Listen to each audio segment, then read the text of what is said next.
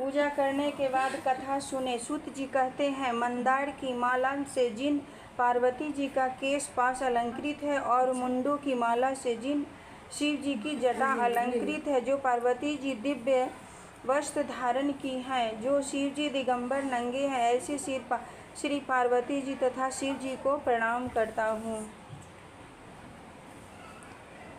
रमणीक कैलाश पर्वत के शिखर पर बैठी हुई श्री पार्वती जी कहती हैं, हे महेश्वर, हमें कोई गुप्त व्रत या पूजन बताइए जो सब धर्मों से सरल हो, जिसमें परिश्रम भी कम करना पड़े लेकिन फल अधिक मिले। हे नाथ, यदि आप मुझ पर प्रसन्न हो तो यह विधान बताइए। हे प्रभु, किस तप, व्रत या दान से आदि मध्य और अंत रहित आप जैसे महाप्रभु हमको प्राप्त हुए हैं। शिव जी बोले, हे शिव जी, हे देवी, सुनो, मैं तुमको शिव एक व्रत जो मेरा सर्वस्व और छिपाने योग्य है, लेकिन तुम्हारे प्रेम के वशीभूत होकर मैं तुम्हें बतलाता हूँ। शिव जी ने कहा, भारतवर्ष में जैसे नक्षत्रों में चंद्रमा, ग्रहों में सूर्य, वर्णों में ब्राह्मण, देवताओं में विष्णु भगवान, नदियों में गंगा, पुराणों में महाभारत, वेदों में सामवेद और इंद्रियों में मन श्रेष्ठ है, सब पुराणों और वेदों का सर्वस्व जिस तरह कहा गया है, मैं तुम्हें एक प्राचीन व्रत बतलाता हूँ। एकाग्र मन से सुनो। जिस व्रत के प्रभाव से तुमने मेरा आधा आसन प्राप्त किया है वह मैं तुमको बतलाऊंगा, क्योंकि तुम मेरी प्रेयसी हो। भाद्रपद मास में हस्त नक्षत्र के युक्त शुक्ल पक्ष की तृतीया तिथि को उसका अनुष्ठान मात्र करने से स्त्रियां सब पापों से मुक्त हो जाती हैं। हे देवी, तुमने आज से बहुत दिनों पहले हिमाचल पर्वत पर इस व्रत को किया था, यह वृत्तांत मैं तुमसे कहूँगा। पार्वती जी ने पूछा, हे नाथ, मैंने क्यों यह व्रत किया था? यह सब आपके मुख से सुनना चाहती हूँ। उत्तर की ओर एक बड़ा रमणीक और पर्वतों में श्रेष्ठ हिमवान नामक पर्वत है। उसके आसपास तरह तरह की भूमियाँ हैं, तरह तरह के वृक्ष उस पर लगे हुए, नाना प्रकार के पक्षी और अनेक प्रकार के पशु उस पर निवास करते हैं। वहाँ पहुंचकर गंधर्वों के साथ बहुत से देवता, सिद्धचारण पक्षीगण सर्वदा प्रसन्न मन से विचरते हैं। वहाँ पहुंचकर गंधर्व गाते हैं, अप्सराएं नाचती हैं। उस पर्वत राज के कितने ही शिखर ऐसे हैं कि जिनमें स्फटिक, रत्न और वैदुर्ज मणि आदि की खानें भरी हैं। यह पर्वत ऊंचा तो इतना अधिक है कि मित्र के घर की तरह समझकर आकाश का स्पर्श किए रहता है। उसके समस्त शिखर सदैव हिम बर्फ से आच्छादित रहते हैं और गंगा जल की ध्वनि सदा सुनाई देती रहती है। हे पार्वती, तुमने बाल्यकाल में उसी पर्वत पर तपस्या की थी। 12 वर्षों तक तुम उल्टी टांग कर केवल धुआं पीकर रही। 64 वर्षों तक सूखे पत्ते खाकर रही। माघ मास में तुम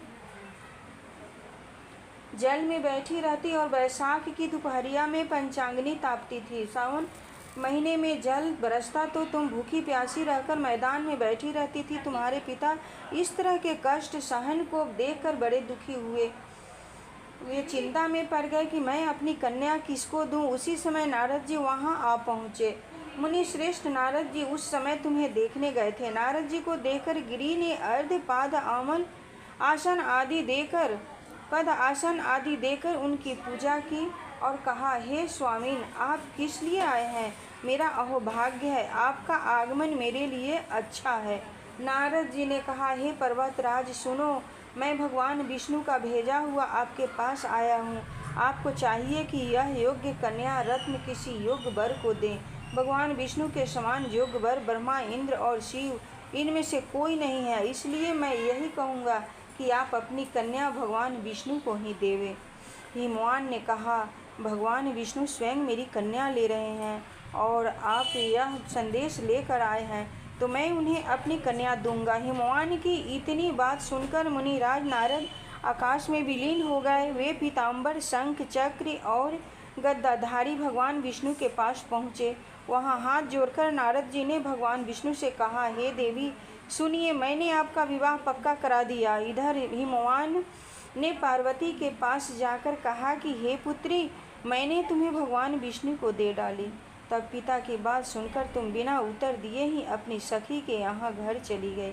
वहीं जमीन पर पड़कर तुम बड़ी दुखी होती हुई विलाप करने लगी। तुमको इस प्रकार विलाप करती हुई देखकर सखी बोली, तुम क्यों इतनी दुखी हो? इसका कारण बताओ। तुम्हारी जो कुछ इच्छा होगी मैं यथाशक्ति उसको पूरा करने की चेष्टा करूंगी, इसमें कोई संशय नहीं है। पार्वती बोली, मेरी जो कुछ अभिलाषा है उसे तुम प्रेम पूर्वक सुनो। मैं एकमात्र शिव जी को अपना पति बनाना चाहती हूँ, इसमें कुछ भी संशय नहीं है। मेरे इस विचार को पिताजी ने ठुकरा दिया है, इसमें मैं अपने शरीर को त्याग दूंगी। पार्वती की इस बात को सुनकर सखियों ने कहा कि शरीर का त्याग न करो, चलो किसी ऐसे वन को चले जहाँ पिता को पता न लगे। ऐसी सलाह कर तुम वैसे वन में जा पहुँची। उधर तुम्हारे पिता घर घर तुम्हें खोजने लगे, दूतों द्वारा भी खबर लेने लगे कि कौन देवता या किन्नर मेरी पुत्री को हर ले गया है। उन्होंने मन ही मन कहा, मैं नारद जी के आगे प्रतिज्ञा कर चुका हूँ कि अपनी पुत्री भगवान विष्णु को दूंगा। ऐसा सोचते सोचते ही मोहन मूर्छित हो गए। गिरिराज को मूर्छित देखकर सब लोग हाहाकार करते दौड़ पड़े। जब होश हुआ तो सब पूछने लगे कि गिरिराज, आप अपनी मूर्छा का कारण बताइए। हिमवान ने कहा, आप लोग मेरे दुख का कारण सुने। न मालूम कौन मेरी कन्या को हर ले गया है। ऐसा नहीं हुआ तो उसे किसी काले सांप ने काट लिया या सी खा गए होंगे। हाय हाय, मेरी बेटी कहाँ गई? किसी दुष्ट ने मेरी पुत्री को मार डाला। ऐसा कह हुए वायु के झोंके से कांपते हुए वृक्ष के समान कांपने लगे। इसके बाद हिमवान तुम्हें वन वन खोजने लगे।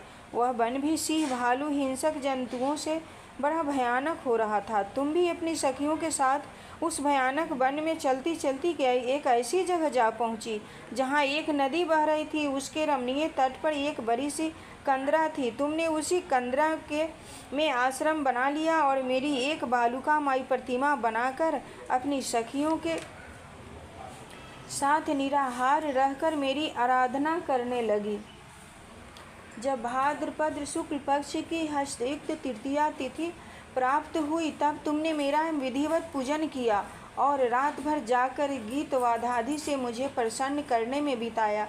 इस व्रत राज के प्रभाव से मेरा आसन डगमगा उठा, जिससे मैं तत्काल उस स्थान पर जा पहुंचा जहां पर तुम अपनी सखियों के साथ रहती थी। वहां पहुंचकर मैंने तुमसे कहा कि मैं तुम पर प्रसन्न हूँ, बोलो क्या चाहती हो। तुमने कहा, मेरे देवता, यदि आप मेरे ऊपर प्रसन्न हैं तो मेरे पति बने। मेरे तथा वस्तु कहकर कैलाश पर्वत पर वापस आने पर तुमने वह प्रतिमा नदी में प्रवाहित कर दी और सखियों के साथ उस महाव्रत का पारण किया। हिमवान भी तब तक उस वन में तुम्हें खोजते हुए आ पहुँचे। चारों दिशाओं में तुम्हारी खोज करते करते वे व्याकुल हो चुके थे, इसलिए तुम्हारे आश्रम के समीप पहुँचते ही गिर पड़े। थोड़ी देर बाद उन्होंने नदी के तट पर दो कन्याओं को सोते हुए देखा। देखते ही उन्हें तुम्हें छाती से लगा लिया और बिलख कर रोने लगे। फिर पूछा, पुत्री, तुम सिंह, व्याघ्र आदि जंतुओं से भरे इस वन में क्यों आ पहुँची? पार्वती ने उत्तर दिया, हे पिताजी, मैंने पहले ही अपने आप को शिव जी के हाथों सौंप दिया था। आपने मेरी बात टाल दी, इससे मैं यहाँ चली आई। हिमवान ने सांत्वना दी कि हे पुत्री, मैं तुम्हारी इच्छा के विरुद्ध कुछ न करूँगा। वे तुम्हें अपने साथ लेकर आए और मेरे साथ तुम्हारा विवाह कर दिए। इसी से तुमने मेरा आधा अर्शन पाया है। तब से आज तक किसी के सामने मुझे यह व्रत प्रकट करने का अवसर नहीं प्राप्त हुआ। हे देवी, मैं यह बताता हूँ कि इस व्रत का हरितालिका नाम क्यों पड़ा। तुमको सखियों हर ले गई थी, इसी से हरितालिका नाम पड़ा। पार्वती जी ने कहा, हे प्रभु, आपने नाम तो बताया, अब इसकी विधि भी बताएं। इसका क्या पुण्य है, क्या फल है, यह व्रत कौन करे? श्री शिव जी पार्वती जी से कहते हैं, हे देवी, मैंने समस्त स्त्री जाति की भलाई के लिए यह उत्तम व्रत बतलाया है। जो स्त्री अपने सौभाग्य की रक्षा करना चाहती है वह यत्नपूर्वक इस व्रत को करे।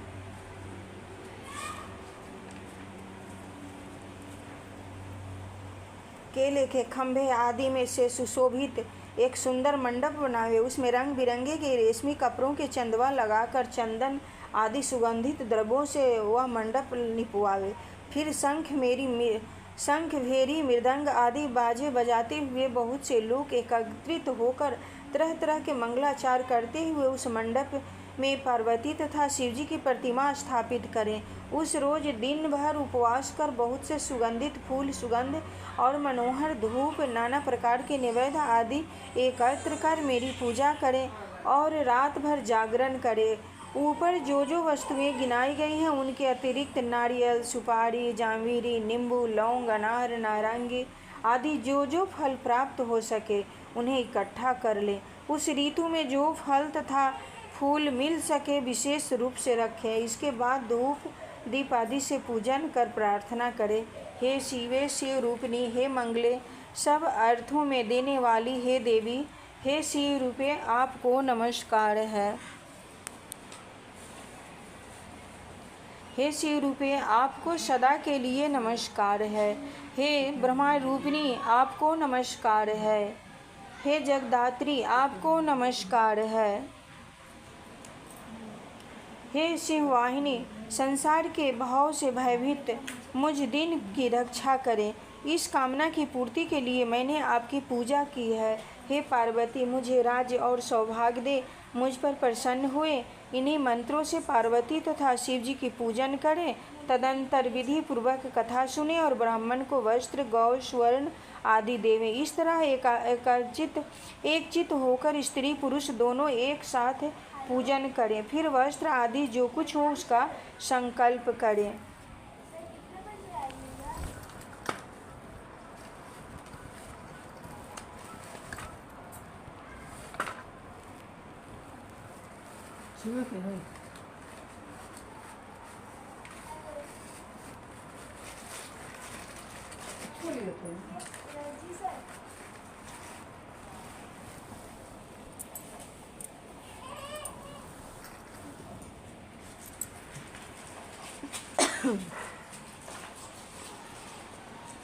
जो कुछ भी वस्त्र आदि हो उसका संकल्प करें। हे देवी, जो स्त्री इस प्रकार पूजन करती है वह सब पापों से छूट जाती है और उसे 7 जन्म तक सुख तथा सौभाग्य प्राप्त होता है।